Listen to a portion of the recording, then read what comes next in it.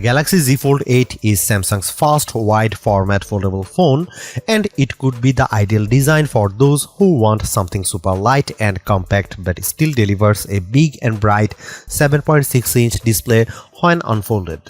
The 5.5-inch wide cover display is great for TikTok and typing too. Samsung's Flex titanium tech has nearly eliminated the crease, and you get smart AI features like Now Nudge. But I wish you didn't have to sacrifice a telephoto zoom. It's wide, it's kinda weird, and I want one. Samsung is giving us two book-style foldable phones in 2026, but the Galaxy Z Fold 8 is the one I'd prefer to carry. And that's because it has a completely different look than every foldable the company has given us over the past 7 years. You get a super compact and light design that's nearly identical to a passport with super wide front and main displays. This is a foldable that's tailor-made for consuming content. The Fold 8 also has many of the same innovations inside the pricier Galaxy Z Fold 8 Ultra, including Flex titanium for minimizing the crease, a high-capacity silicon carbon battery, and an anti-glare coating. You have to make some trade-offs for the $1899 price, including no telephoto zoom and the lack of a flex mode, but I can see a lot of people gravitating towards the Galaxy Z Fold 8. Here is my hands-on impression so far. Samsung's Galaxy Z Fold 8 has a release date of August 7th and pre-orders are available July 22. The Galaxy Z Fold 8 starts at $1899 for 256GB of storage and 12GB of RAM. The 512GB will be $2099 and 1TB price is $2499. The first time I put the Galaxy Z Fold 8 in my hand, I loved it, and it starts with just how light this thing is. Weighing just 201 grams, this is the lightest book-style foldable phone ever, and the Z Fold 7 was already pretty freaking light at 215 grams, the same weight as the new Fold 8 Ultra. The thing I noticed was just how wide the front display is. It feels much less cramped on the Z Fold 8 Ultra. When you do open to the main 7.6-inch screen, you will appreciate that the black bars are minimized above and below the display. Another plus is that Samsung precisely engineered the side frame to make this foldable easier to open than the Fold 7 thanks to the neo grooves that have been machined into the edges. Hit the crease? Samsung has dramatically reduced it thanks to the new Flex titanium technology, and yet the Fold 8 is tested to withstand up to 500,000 folds, which I saw firsthand in Korea ahead of launch. The IP48 rating on the Fold 8 means you get water resistance but no dust resistance, which is a shame because this is a phone I'd like to use for a beach reading. The 10-megapixel camera punch-out on the main display continues to be a bit of an eyesore, so those hoping for the return of an under-display camera will be disappointed. And don't expect S Pen support either, which would have been nice on such a wide canvas.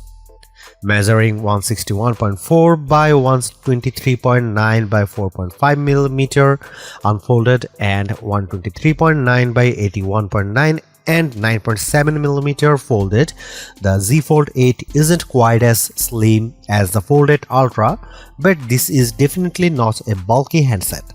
To me, the standout Fold 8 color is lavender, but you can also pick from graphite and cream, and there is a pistachio option online only. To be clear, Samsung is not the first to launch a wide book-style foldable. Huawei already has the Pura X Max with 5.4 and 7.7-inch displays, but it's heavier and thicker than the Fold 8 and not available in the US. The front display on the Galaxy Z Fold 8 measures 5.5 inches, which seems small, but its wide 10:16 aspect ratio makes it easy on the eyes, whether you are scrolling TikTok or typing with two hands. The main 7.6-inch display has a 4.3 aspect ratio that's better suited for watching video than the square 8-inch panel on the Fold. The black bars are there, but they are less noticeable. Flip the Fold 8 around and you get a 3:4 aspect ratio that's great for browsing the web or reading ebooks. I just wish the keyboard didn't take up so much of the screen when you are typing. Samsung has boosted the brightness on the Z Fold 8's main display to a whopping 3000 nits, which is the brightest on any Samsung phone and a pretty big leap from the 2600 nits on the Fold 7. During my hands-on time, I actually had to turn the brightness down a bit to capture the screen best for video. It gets better. Samsung has also applied an anti-glare coating to the main display, so it should be much easier to use outdoors in direct sunlight.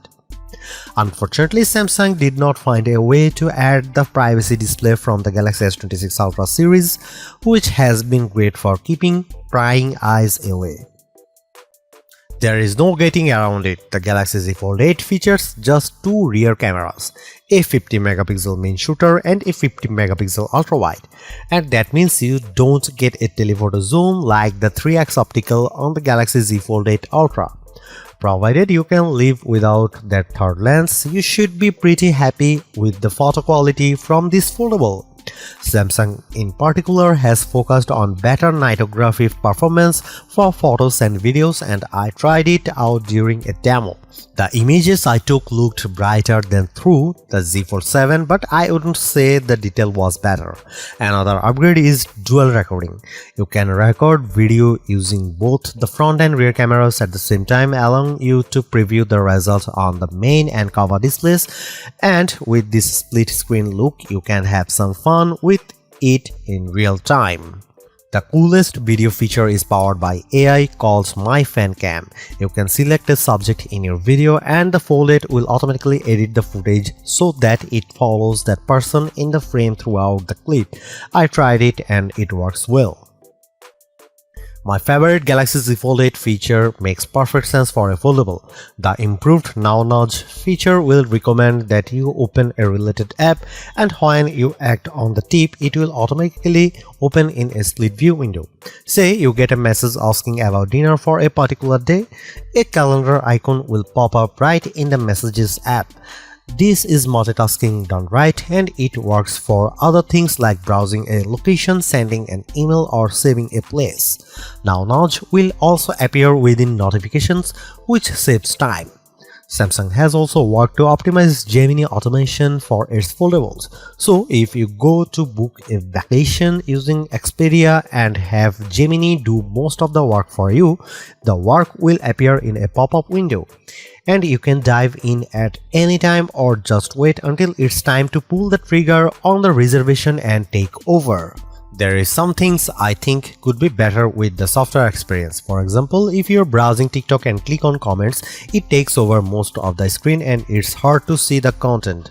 It would be better if the video shifted to the left and the comments were on the right. I'd like to see Samsung work with Google and developers to better optimize apps for the Fold 8's ultra wide screen.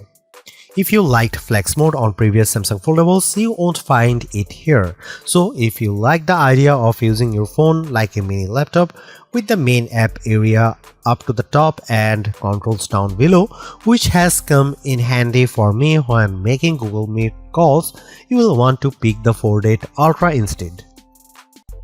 I really need to live with the Galaxy Z Fold 8 to see if my initial infatuation lasts, but right now it's my favorite foldable design yet. I really like the white front and main displays as well as just how light this thing is. Other perks include a greatly reduced crease, a brighter main display, and a pretty beefy battery. And while I am getting kind of sick of AI features, I can see myself using things like Now Nudge and My Fan Cam. I wish I didn't have to sacrifice a telephoto zoom, but overall I feel like Samsung made the right trade-offs to deliver a big screen foldable in a very pocket-friendly design. Samsung Galaxy Z Fold 8 pre-orders open up today with general release scheduled for August 7. Prices start at from $18.99 US.